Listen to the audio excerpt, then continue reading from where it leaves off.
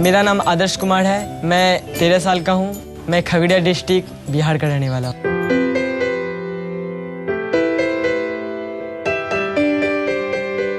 Music मेरे लिए बहुत मायने रखता है, क्योंकि म्यूजिक से ही मैंने अपनी ज़िंदगी में करियर बनाना सीखा है। हमारे घर में टीवी नहीं था, सीखने का साधन नहीं था, तो मैं जब कोई बढ़िया गीत बजता था तो मैं वहाँ पर आगे खड़ा होकर के चुपके से किनारे में उस गीत को सुनता था।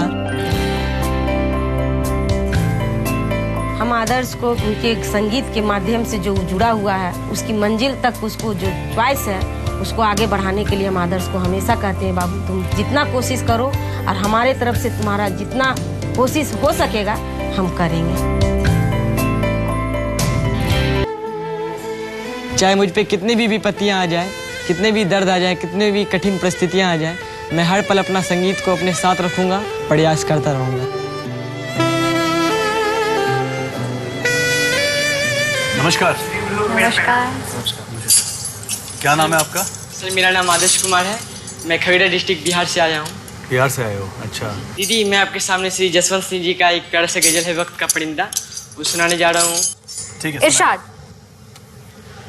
वक्त का ये परिंदा रुका है कहाँ, मैं था पागल जो इसको बुलाता रहा, 4 पैसे कमाने मैं आया शहर, गाँव मेरा मुझे याद आता रहा, गाँव मेरा मुझे याद आता रहा, वक्त का ये परिंदा रुका है कहाँ। और क्या करते हो यार? मैं पढ़ता हूँ सर 9th स्टैंडर्ड में। गाना कभी सीखा या खुद सुन सुन के ही सीखा? जी ये तो जो गाता हूँ सर, ये तो मैं सुन सुन के गाता हूँ। इंडियन आइडल आपने देखा है पहले? जी दीदी हमारे घर में टीवी नहीं है दीदी, तभी मैंने पहली बार मैं आप लोगों को देख रहा हूँ दीदी, इसीलिए। आदर्श यार, इतने तकलीफ में होके भी संगीत का साथ आपने छोड़ा नहीं है। आपकी आवाज है बहुत खूबसूरत, लेकिन ऐसा लग रहा है कि सीखने की कमी है, इसलिए मैंने पूछा आपसे सवाल। सुबह से सर हम लोग नहीं मैं समझता हूँ आपकी मजबूरी मैं समझता हूँ, इसलिए मैं आपसे बस इतना कहना चाहता हूँ, अगर आप सीखना चाहो तो आपके सीखने का जो है वो मैं और शेखर खुद ले लेंगे अपने पे, और हम आपको एक अच्छा सा गुरु दिलवा देंगे। मैं भी उसमें, श्रेया भी उसमें शामिल है, क्योंकि आपकी आवाज को अगर तालीम मिल जाए तो आपके लिए अच्छा होगा। सर आप मुझे एक मौका दीजिए सर, मैं मुंबई में आऊँगा तो आपको बहुत अच्छा सुनाऊंगा सर। बात लीजिए सर, हम लोग सब कहने की दिल पे आसरा था कि सर मैं जाऊँ। आपकी आवाज में बहुत सच्चाई है। प्लीज आप रोइए मत, प्लीज माय रिक्वेस्ट यू।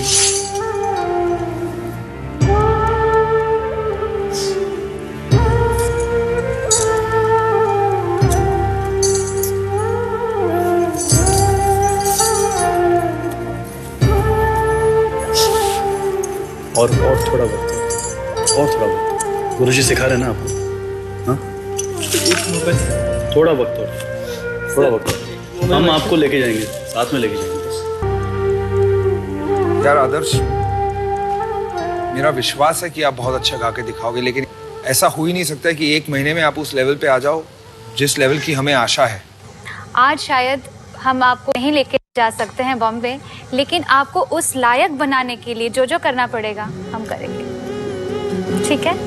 माफ कर दीजिए इस बार के। Thank you Adarsh, sorry, thank you.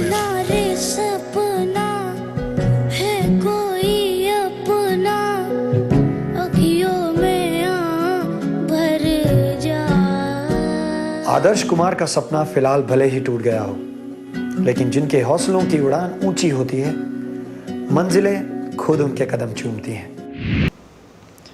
आप सभी को प्रणाम। आप देख रहे हैं ऋषि चिंतन यूट्यूब चैनल।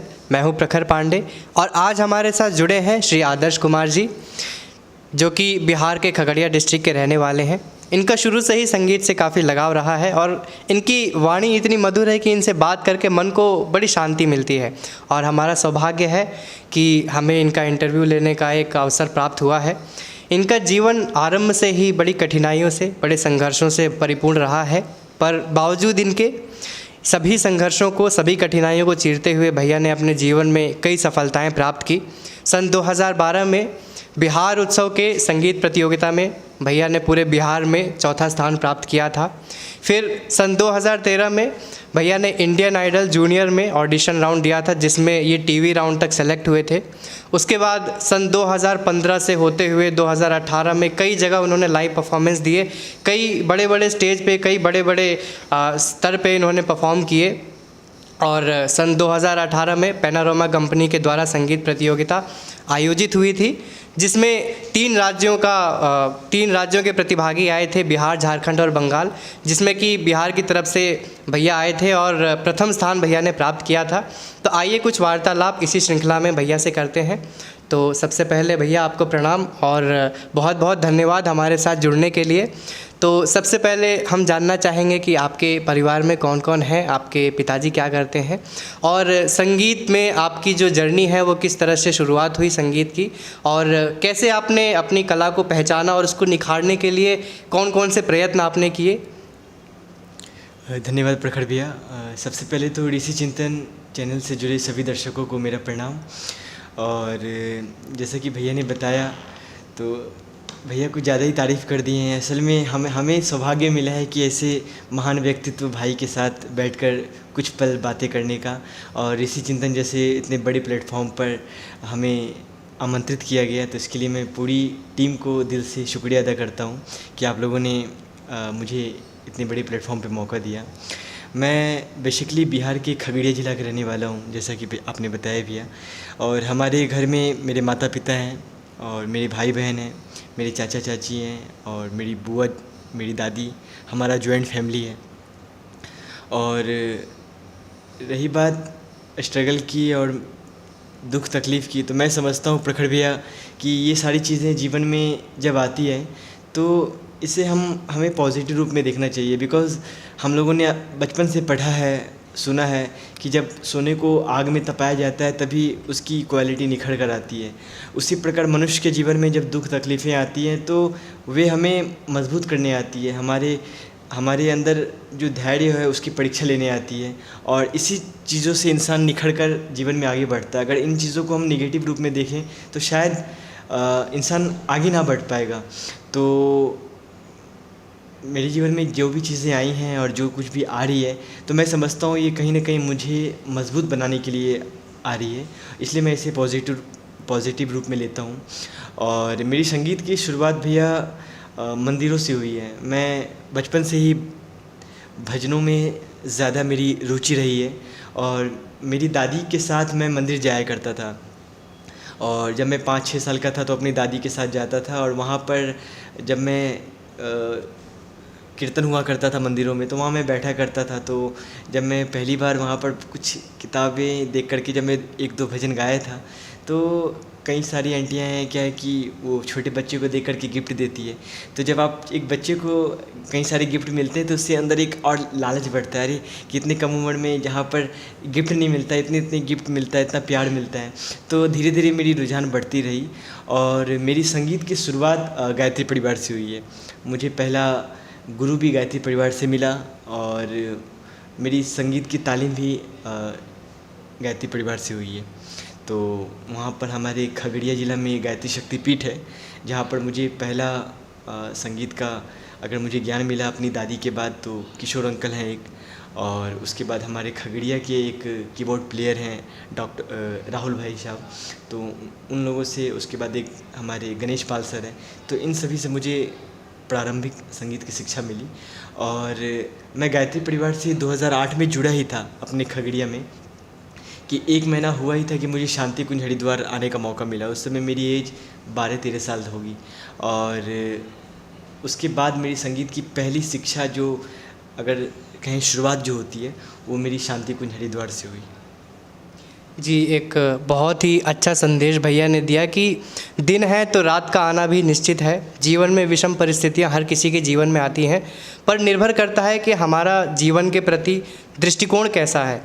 तो मित्रों, सन 2013 में एक 13 साल के लड़के के मन में एक उमंग उठी, एक उत्साह जगा, एक प्रेरणा उठी, जो अपने सपनों को साकार करने के लिए घर से निकल पड़ा और इंडियन आइडल जूनियर के प्लेटफॉर्म पे गया अपने सपनों को साकार करने के लिए। तो वहीं आदर्श भैया हमारे साथ बैठे हैं, तो हम जानना चाहेंगे कि आपका वहाँ का अनुभव कैसा रहा और इतने बड़े प्लेटफॉर्म पे जाने का आपको किसी ने प्रोत्साहन दिया या खुद आपके मन में ये उमंग जगी? क्योंकि जहाँ तक हम लोग जानते हैं कि उस समय आपके घर में टीवी भी नहीं था, तो किस प्रकार से आपका इस प्लेटफॉर्म पे आना हुआ घर से और इंडियन आइडल जूनियर तक की आपकी यात्रा कैसी रही? मैं बताना चाहूँगा भैया कि हर एक सिंगर का सपना होता है कि वो टीवी पे परफॉर्म करे और उसे समाज में 10 लोग जाने। तो जैसा कि आपने देखा होगा हमारा ऑडिशन, तो हमारे घर में वाकई में टीवी नहीं था और जब हमारा सिलेक्शन हो गया तो हम लोगों ने खुशी से टीवी खरीदा था कि चूँकि मैं परफॉर्मेंस मेरी टीवी पे आने वाली थी, तो माँ बाप को लगता है कि मेरा बच्चा टीवी पे आएगा, तब हम लोगों ने टीवी खरीदा था।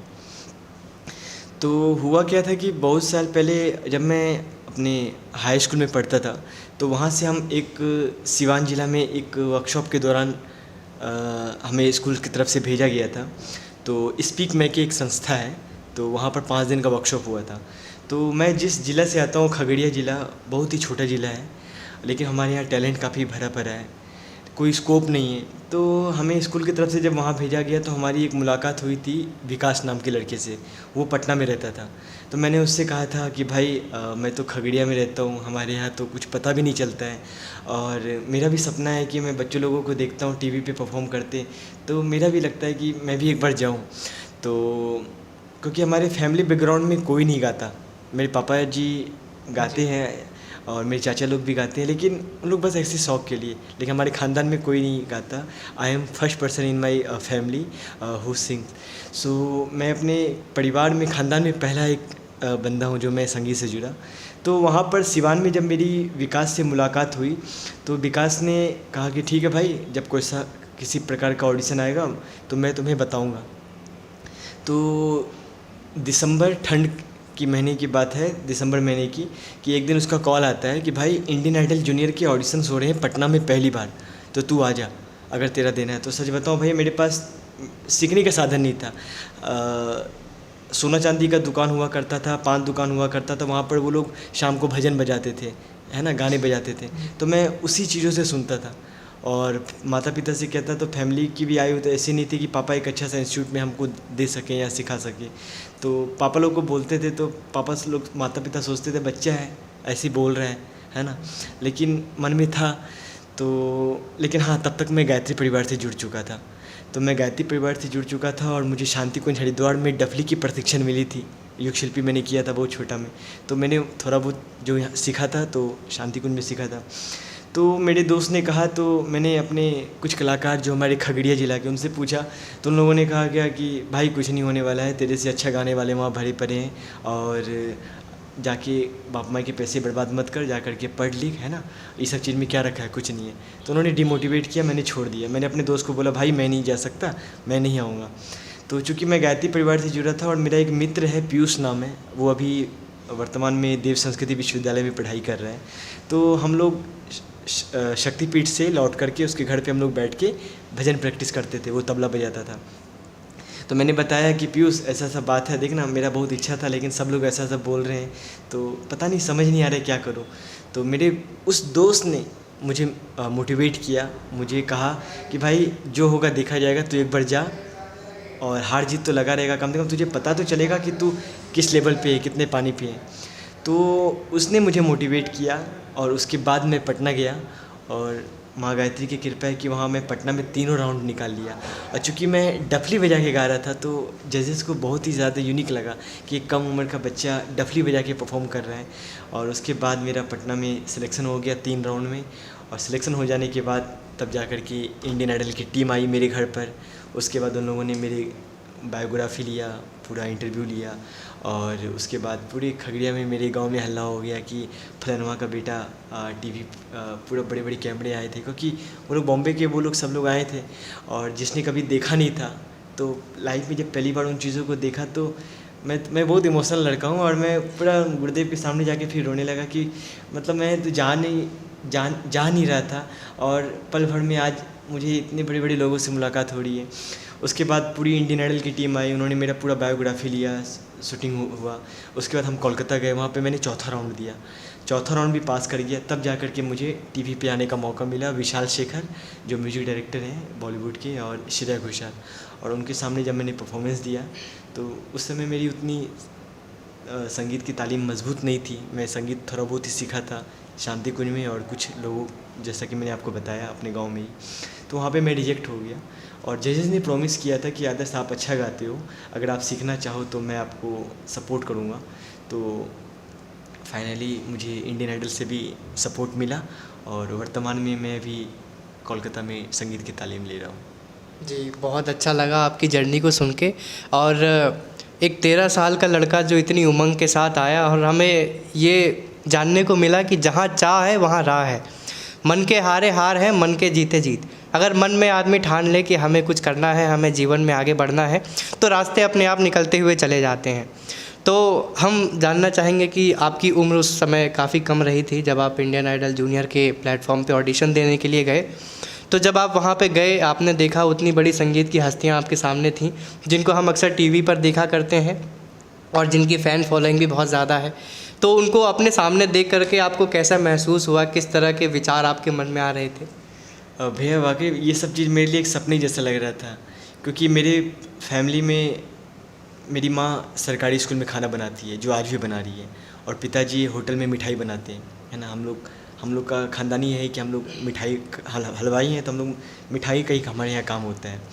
तो जब मुझे पहली बार मौका मिला तो मैं सोचता था, अरे मैं जब रास्ते पे जाता था तो जब कहीं टीवी दुकान पे परफॉर्मेंस चलते तो मैं उन लोगों को वहाँ दिखता था और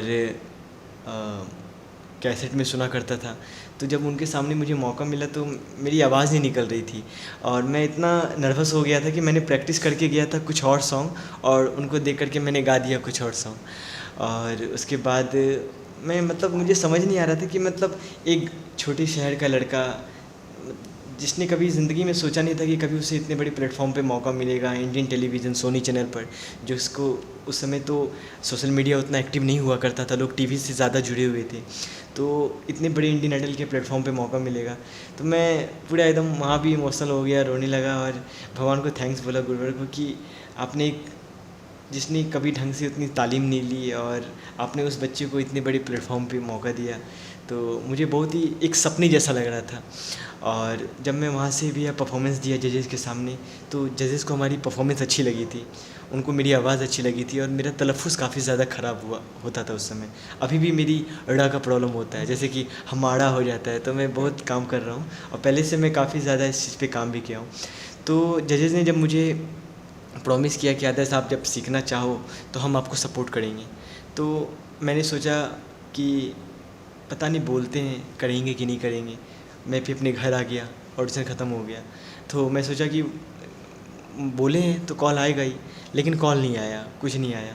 15 जून को जब मैं टीवी पे परफॉर्म किया, 9:30 बजे रात को मेरी टेलीकास्ट हुआ, तो पूरे शहर में हल्ला हो गया कि फलना का बेटा टीवी पे परफॉर्म किया। मेरे घर में भीड़ हो गई, आने जाने लगे लोग, जो मुझे कभी गांव में स्टेज नहीं देते थे, जो लोग भैया मुझे रात को 9 बजे बुलाते थे और सारा रात बिठाए रखते थे, सुबह 5 बजे भोर को मौका देते थे एक गाने के लिए। और मैं कम उम्र का लड़का, मुझे नींद भी आती थी, मैं सोचता था कि एक गाना मुझे मौका मिल जाए। तो बहुत सारी चीज़ें होती थी। कभी कभी क्या होता था, स्टेज पे मैं जाता था, जो कलाकार परफॉर्म कर रहा है उनको कहता था कि मुझे गाने दे दो। आप सोचो कि ऑडियंस में आपके माता पिता बैठे हैं, पूरी ऑडियंस भरी पड़ी है, और वहाँ पर आपको जलील कर दिया जाए तो कैसा लगता है ना। फिर मैं छिपा करके भागता था, और मैं आपको बताया कि मैं बचपन से इमोशनल हूँ, और चूँकि बचपन से गायत्री पेड़ से जुड़ गया, तो मैं फिर कहीं नहीं जाता था, फिर अपने शक्तिपीठ पे जाकर के मंदिर में बैठ के वहाँ रोने लगता था। और भैया वो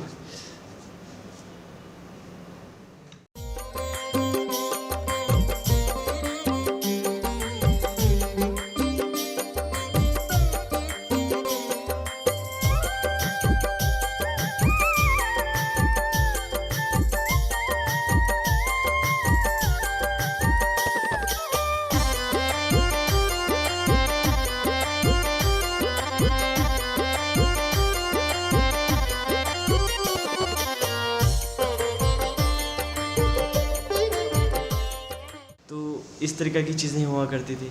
मुझे आज भी याद है कि गणेश उत्सव का दिन था और मैं उस ग्रुप का नाम नहीं लेना चाहूँगा। वो पटना से एक बहुत बड़ी ग्रुप आई थी। और ये बात है भैया इंडियन आइडल के जूनियर ऑडिशन देने के बाद की बात है। उस समय मैं टीवी पे उस समय मैं कलकत्ता में, मुझे स्कॉलरशिप नहीं मिली थी। तो मैं पूर्णिया में एक कार्यक्रम था गणेश पूजा का, बहुत बड़ी टीम थी। तो मेरे खगड़िया से साउंड की सिस्टम गई थी। तो उन लोगों ने कहा था कि हमारे खगड़िया का एक लड़का है इंडियन आइडल में गया है। तो उस ग्रुप को कहा था, तो ग्रुप वाले ने बोला कि ठीक है लेते आओ। तो मैं पूर्णिया में गया भैया, रात 9 बजे कार्यक्रम शुरुआत हुई भैया। और मुझे कहा गया था आप 8:30 बजे तक पहुंच जाना। मैं 8:15 बजे ही पहुंच गया, पूरा रेडी होके बैठा हूँ। पूरी कार्यक्रम 9 बजे शुरुआत हुई, 10, 11, 12, 1, 2, 3, 4 पूरे रात बीत गया भैया। एक कलाकार 3 ट्रिप में गा दिया। और मैं सोचा कि मुझे नींद भी आ रही थी। मैं सोचा कि अगर कॉल कर दिया, उस समय मुझे पेमेंट भी उन लोगों ने कहा था। मैं सोचा कि अगर मुझे नींद आ गई तो मेरा पेमेंट भी नहीं मिलेगा और मुझे गाने का मौका भी नहीं मिलेगा, तो कुछ ही नहीं मिलेगा। तो मुझे नींद आती थी तो मैं आँख में पानी दे करके किसी तरह अपने आप को जगा के रखता था। और फिर मुझे याद है कि सारा रात उन लोगों ने मुझे बैठाए रखा। और मुझे सुबह 5:15 बजे मुझे मौका मिला। और 5:15 बजे मौका मिला। उस समय मैं पूरा थका, एक कम उम्र का बच्चा जो सारा रात जगा रहता है ना, बिना कुछ खाए पिए, और 5 बजे भोर को उससे मौका मिलता है तो समझो शरीर की क्या हाल होगी, क्योंकि आदत नहीं है ना। लेकिन उस समय भी मैं अपना पूरा एनर्जी के साथ परफॉर्मेंस दिया और लोगों को अच्छा लगता था। तो जहाँ एक गाने का मौका मिला वहाँ पर मैं 1 घंटा 1.5 घंटा गाया, तो मुझे और भी लोगों का प्यार मिलता था और ज़्यादा छूट मिलते थे। होते नहीं बख्शिश जो लोग देते हैं खुश होकर के। तो इस तरीक़े से अपना आज ही उन चीज़ों को याद करता हूँ तो गला भारी हो जाता है। और लेकिन सोचता हूँ कि शायद ठीक हुआ। लेकिन जैसे इंडियन आइडल में मेरा सिलेक्शन हुआ और इंडियन आइडल में जब उन लोगों ने, जजेस ने कहा कि बेटा हम आपको स्कॉलरशिप देंगे, आपको एक अच्छा गुरु देंगे, तो मैं अपना खगड़िया लौट के आ गया। और मैं सोचा बोले हैं तो बुलाएंगे ही, लेकिन 2-3 महीने तक कोई कॉल नहीं आया। लेकिन जब मेरे टीवी पे परफॉर्मेंस हुआ तो मेरे खगड़िया में सब लोग पूछने लगे कि भाई बेटा तेरे को वो लोग बोल रहे थे तो क्या हुआ, तुझे बुलाया क्यों नहीं।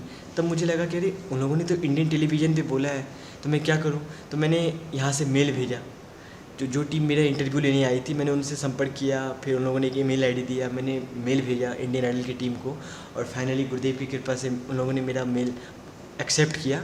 और दुर्गा पूजा से 1 सप्ताह पहले की बात है कि मुझे फाइनली वहाँ से कोलकाता से कॉल आया कि हमारे जजेस ने आपको जो प्रॉमिस किया है, हम कोलकाता में इंडियन आइडल एकेडमी जो कि कर्मयोग का था, तो इंडियन आइडल एकेडमी में आपको हम स्कॉलरशिप देना चाहते हैं, जहाँ पर बॉलीवुड के हरिहरन जी, कविता कृष्णमूर्ति जी और सलीम मर्चेंट, अलका याग्निक जी ऐसे महान बॉलीवुड की जो लेजेंड सिंगर हैं उनसे आपको तालीम मिलेगी। तो मुझे जब मौका मिला भैया तो मैं अपने माता पिता को बोला कि मुझे अभी भेज दो, मुझे पढ़ाई नहीं करनी, मैं बाद में एग्ज़ाम दे दूँगा, क्योंकि मेरे एग्ज़ाम इंटर के एग्ज़ाम थे। मैं बोला मुझे एग्ज़ाम नहीं देना, मुझे प्लीज़ आप भेज दो। लेकिन पापा बोले कि बेटा अभी दुर्गा पूजा का समय है और मिठाई उठाई का बोझ है, तो अभी हम नहीं जा सकते, हम छठ पूजा के बाद ले जाएंगे, क्योंकि हमारे बिहार में छठ होता है, माँ करती है। तो मेरे लिए गांव में एक एक पल गुजारना मुश्किल हो रहा था। मैं सोचा अगर ये अपॉर्चुनिटी चली जाएगी तो मैं क्या करूँगा, क्योंकि हमारे खगड़िया में आपको जैसे आपको मैंने बताया कोई स्कोप नहीं है, कोई कुछ नहीं है, तो मैं तरस रहा था। तो फाइनली जैसे छठ पूजा ख़त्म हुआ और मेरे माता पिता जब वहाँ मुझे छोड़ के आए, तो जब मैं उस जगह पर गया तो मतलब मैं क्या बताऊँ, मैं पूरा शॉक्ड हो गया कि भगवान गुरुदेव आपने मुझे कहाँ पहुँचा दिया। एक छोटे शहर के बच्चे को कलकत्ता जैसे महानगर में इतने बड़े इंस्टीट्यूट में खाना पीना कपड़ा लत्ता सब कुछ फ्री ऑफ कॉस्ट, उसके बाद बॉलीवुड के इतने बड़े बड़े सुपरस्टार से सीखने का मौका मिला। बॉम्बे भेजा गया, बॉम्बे में फिर मैंने कई हस्तियों के साथ मुझे रूबरू होने का मौका मिला। और फिर कलकत्ता में फिर मुझे ईडन गार्डन जो है अपना क्रिकेट का इतना बड़ा स्टेडियम, वहाँ पे मुझे आईपीएल का जो परफॉर्मेंस होती है, चेन्नई सुपर किंग्स और मुंबई इंडियंस का फाइनल था, वहाँ पे मुझे नेशनल एंथम गाने का मौका मिला, जहाँ पे मैंने इंडिया टीम के खिलाड़ी के साथ साथ रिकी पॉन्टिंग मतलब विदेशों के जो खिलाड़ी है सबके साथ रूबरू होने का मौका मिला। तो सब कुछ आंखों के सामने जो मेरे सपने थे ना, मेरे गुरुदेव ने सब पूरा किए भैया, है ना। और मतलब उन चीज़ों को लोग टीवी पे देखते हैं और मैं आंखों के सामने देख रहा था, तो आप समझ सकते हैं कि कैसा फील होता होगा।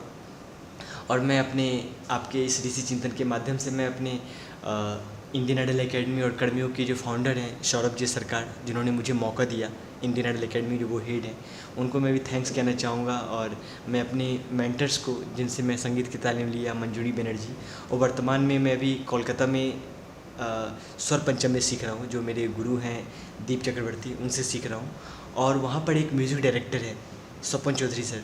इंडियन आइडल से आने के बाद कई साल बीत गए, तो हर एक सिंगर का सपना होता है उसके एल्बम आए, उसके गाने से उसकी एक पहचान बने। तो मुझे कोई मौका नहीं मिला था, लेकिन पहली बार मुझे स्वपन चौधरी, एक बहुत बड़े म्यूज़िक डायरेक्टर है, उन्होंने मुझे पहला मुसाफिर सॉन्ग, जो कि मेरे चैनल पे अवेलेबल भी है वो सॉन्ग, उस सॉन्ग से मुझे उन्होंने ब्रेक दिया। और उसके बाद मुझे कुमार शानुदा के एल्बम में गाने का मौका मिला, और भी कई बंगाली सिंगर्स के साथ गाने का मौका मिला, और इस तरीक़े से कारवां चलता गया। और आज गुरुदेव की कृपा से अभी मैं आप लोगों के समक्ष उपस्थित। जी, तो सफलता का जो मार्ग है वो कई कांटों के ऊपर से होकर के गुजरता है, और निश्चित रूप से आपके माता पिता को बहुत प्रसन्नता हुई होगी जब आपका सिलेक्शन हुआ था, और उसके बाद जब आप वहाँ पे गए, और निश्चित रूप से आपके माता पिता को बहुत ही फ़ख्र आपके ऊपर होता होगा कि हमारा जो लड़का है जीवन में जो भी करेगा वो कुछ ना कुछ ऊंचे उद्देश्य को लेकर के करेगा। और अब गायत्री परिवार से भी आप जुड़े हैं, यहाँ के भी गतिविधियों में आप शामिल हैं, यहाँ के लिए भी आप बहुत कुछ कर रहे हैं। तो चलिए उसके विषय में हम आपसे बाद में प्रश्न पूछेंगे। तो हम सबसे पहले ये जानना चाहेंगे कि जब आपकी एंट्री हुई इंडियन आइडल एकेडमी में, आपने 6 महीने बाद उसके ज्वाइन किया, तो वहाँ का आपका सफ़र कैसा रहा? आप किन किन बड़ी हस्तियों से आप मिले वहाँ पे, और कोई एक ऐसा अनुभव आप हमसे शेयर करना चाहें जिसको आप एक मेमोरेबल मोमेंट के रूप में एक बताना हमको चाहें? भैया, मैं जब इंडियन आइडल से लौट के अपने घर आ गया तो मैं अपने घर में सत्तू बेचता था। हमारे बिहार में सत्तू काफ़ी ज़्यादा फेमस है, और चूँकि उस समय मैं 9th-10th में जा चुका था कि उस समय पता नहीं मुझे क्या एहसास हुआ, मैं अपनी पढ़ाई का खर्चा खुद निकालता था। तो मैं सत्तू साइकिल पे रख कर के घर घर जाता था। सत्तू 60 रुपये 65 रुपये किलो दूसरे डिस्ट्रिक्ट से लाता था, समस्तीपुर डिस्ट्रिक्ट से, और मैं पैकिंग कर करके घर घर सत्तू बेचता था धूप में। तो उसके बाद जब मुझे इंडियन आइडल एकेडमी में कॉल आया तो मैं 24 नवंबर 2013 को कलकत्ता में गया। वहाँ जाने के बाद 1 महीना हुआ ही होगा कि मैं अपने बिहार से अकेला था। वहाँ झारखंड से लोग थे, बंगाल से थे, हरियाणा से थे, लेकिन मैं अकेला था। फिर वहाँ पर जो महान लेजेंड के साथ मुझे सीखने का मौका मिला, हरिहरन जी के साथ मुझे मौका मिला, सलीम मर्चेंट के साथ, सलीम सुलेमान जो हैं, उसके बाद कविता कृष्णमूर्ति जी, और उसके बाद अलका याग्निक जी। तो मैं देखा रही मतलब हरिहरन जी के तो इतने सारे हिट सॉन्ग हैं, जैसे फिल्म हम साथ साथ है, ये तो सच है कि भगवान है, तू ही रे। अलका याग्निक जी के 90s के इतने हिट सॉन्ग हैं, और उनके गाने जब हमें वो लोग सिखा रहे थे तो मैं तो बस उनको देखता ही रहता था कि मतलब सोचता था ये इंसान है या भगवान है। क्योंकि आप समझ रहे हैं ना, आप गाने सुनते हो बचपन से और बड़े होते हो, और अचानक वो शख्स आपके सामने बैठ करके, जिस तरह से आप हमारे इंटरव्यू ले रहे हो हमारे साथ बैठ करके, और चूँकि मैं इंडियन आइडल एकेडमी में रहता था तो मुझे ज़्यादा समय उन लोगों के साथ बिताने का समय मिलता था। बाकी बच्चे तो सीखते थे, चले जाते थे, लेकिन मुझे तो वहाँ पे रहने का ही मौका मिला, मैं स्टे भी करता हूँ, तो मुझे ज़्यादा समय मिला। छुट्टियाँ हो गई, अब स्टार्स लोग बैठे हैं, तो मेरे एकेडमी के जो हेड हैं वो मुझे बोलते थे आदर्श जाओ उन लोगों के साथ, उनके पास बैठो, उनसे सीखो। तो क्लासेस ख़त्म हो जाने के बाद मैं उनके पास बैठता था, वो अपने बारे में बताते थे, अपने जीवन के बारे में बताते थे, तो काफ़ी अच्छा लगा। और सबसे जो यादगार पल रहा, मुझे यही लेजेंड के साथ समय बिताना अच्छा लगा। और सबसे ज़्यादा जो मुझे लगा, मैं हरिहरन जी और उनके साथ और कविता कृष्णमूर्ति जी के साथ, मेरे एकेडमी वाले ने कहा कि आप उनके साथ जाके बैठो। तो मैंने हरिहरन जी को बॉर्डर फिल्म का एक संदेश से आते हैं ये गाना मैंने उनको सुनाया, और उनके बाद उन्होंने मुझे अपने बगल में बिठाया, गला लगाया और अपना हाथ मेरे सर पर रखा, और उन्होंने कहा कि बेटा तेरा फ्यूचर बहुत ब्राइट है और तू बहुत अच्छा गाता है और काफ़ी फील है तेरी आवाज़ में, आवाज़ अच्छी है, मतलब बहुत आगे जाएगा। और उन्होंने अपना हाथ मेरे सर पर रखा था। तो वो जो पल है ना, उन महान गुरुओं के साथ बिताना, उनको संगीत सुनाना, वो मेरे लिए यादगार पल है जो कि मैं ज़िंदगी में कभी नहीं भूल सकता। और उसके बाद फिर तो कारवां यूँ ही चलता गया। फिर मुझे मुंबई भेजा गया, जहाँ पे मैंने कपिल शर्मा जी, सोनाक्षी सिन्हा जी, शत्रुघ्न सिन्हा जी, और उसके बाद सोनाक्षी सिन्हा जी की माता जी, उसके बाद मतलब तमाम जो सेलिब्रिटी है उन फिल्म सिटी में, उस इंडियन आइडल के सेट पर भी मुझे बुलाया गया। तो उन सभी चीज़ों का एक जो पल है जिसे मैं ज़िंदगी में एकदम, जो मेरी ज़िंदगी से कभी मैं उसे भूल नहीं सकता। तो ये जो पल है ये मेरी ज़िंदगी का सबसे बेस्ट पल मानता हूँ। तो जितना हम लोग जानते हैं कि गायत्री परिवार के भी कई ऐसे कार्यक्रम हैं जिनमें भैया की विशेष भागीदारी रहती है। अभी इससे पहले भी एक इंटरव्यू हमारे ऋषि चिंतन यूट्यूब चैनल पे अपलोड हुआ था, उसे आप देख सकते हैं जा कर के। और गायत्री परिवार यूथ ग्रुप GPYG कोलकाता के भी भैया वॉलेंटियर हैं, उसके लिए भी काफ़ी कार्य कर रहे हैं। तो भैया हम जानना चाहेंगे कि आप किन किन गतिविधियों में, किन किन कार्यक्रमों में युग निर्माण योजना मिशन के और गायत्री परिवार के लिए आप भूमिका आप निभा रहे हैं। भैया जैसे कि आपको मैंने बताया कि 2008 में मेरे मित्र पीयूष के द्वारा माध्यम से मैं गायत्री परिवार से जुड़ा और गायत्री शक्तिपीठ खगड़िया से।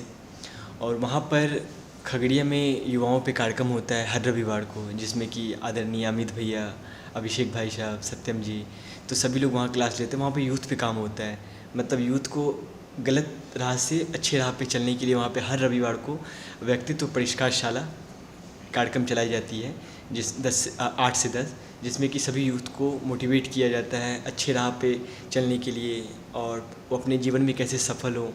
तो मैं वहाँ पे प्रज्ञा गीत गाता था और वहाँ पर गाते गाते उसके बाद मुझे शांति कुंज भेजा गया। तो शांति कुंज में मैं युग शिल्पी किया।